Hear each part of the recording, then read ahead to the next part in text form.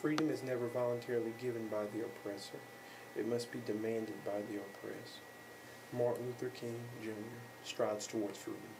African Americans have a passionate history and a strong heritage for fighting for what they believed in. Today, this strong heritage is made light of by a new generation as they fall behind in social, educational, and economic aspects of life. These shortcomings are the harvest of an apathetic state of mind, a state of mind that has kowtowed to mediocrity and indifference. Many African Americans express this state of being in our society today and have done so since the first slaves stepped foot in the New World in 1609. The justification behind this discord varies from individual to individual, but one main trend remains invariable throughout history. This discord or apathy is rooted within our hearts due to the past presence of slavery, where individual human beings, slave masters, were the contributors of harsh chastisement.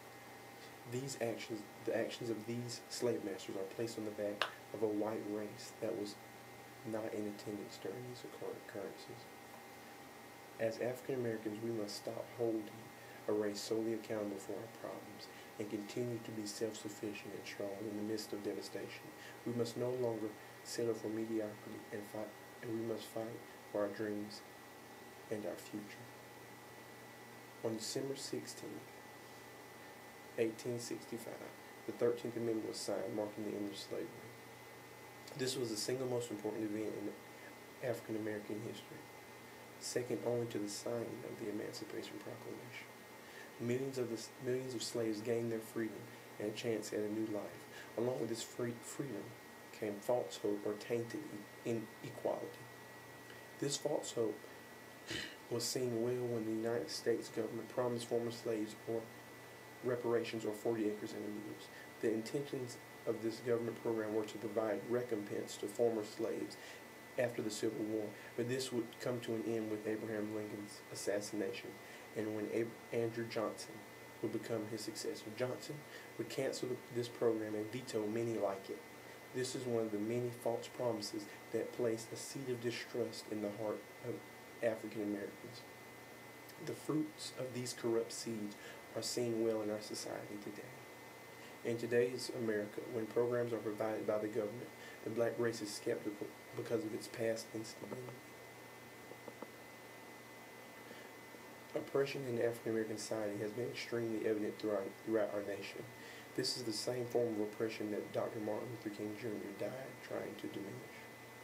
African Americans have boldly fought against injustice and hope of gaining true freedom.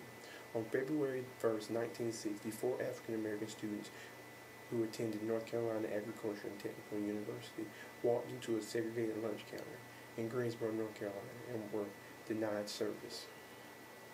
They sat there every day until the world was made aware of their suffering. This act of diligence was not easily accomplished. It demanded hard work and passion for equality, a type of hard work that we as a culture have misplaced. This has become evident as the African American youth fall behind in social, educational, and economic aspects of life. These 4 men demanded justice from an unjust society. They expected nothing to be given to them, but they knew that their struggle was for a greater cause. The day after their protest, they were joined by 20 more people, and after that, the number grew to almost 1,000 protesters. Soon, the boycott spread throughout the nation, and they gained national media coverage. The hard work of these individuals possessed must be correlated to our lives today. We must apply this diligence and determination to our lives today, standing up for whoever it may be, the illegal drug industry, the United States government, or maybe even ourselves. We must demand better lives for our loved ones and our culture. It only takes one to make a difference. Today, these scenes of oppression still linger in our country today. History has provided us with illustrations of what it takes to succeed. The Greensboro 4 are a great example. Many of these issues coincide with issues that we have seen throughout our past. Barack Obama, the most current example of where hard work can take you. His life goes like this. He was not born into leadership. He fought against mediocrity, injustice, and even discrimination in the name of his dreams. He started off in the inner cities of Chicago as a community organizer, working with churches and citizens of the community to combat local issues. He would later become the third African American to become a senator prior to Reconstruction. He climbed the ladder of faith to stand up for what he believed in. He demanded change and settled for nothing less. On November 4, 2008, he would become the first African American to be elected President of the United States. What makes him different from the man who waits in line at the homeless shelter on every Saturday? The difference isn't leadership. The difference is that he decided that he had enough.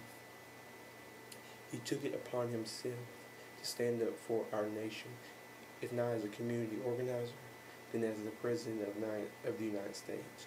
We too can stand up for what we believe in, but we must demand it and settle for nothing less. All these forms of oppression represent examples of trials and tribulations that African Americans have had and are going through today.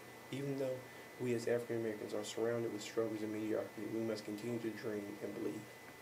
Galatians 6 and 9 says, "And let us not be weary in well-doing, for in due season we shall reap if we faint not."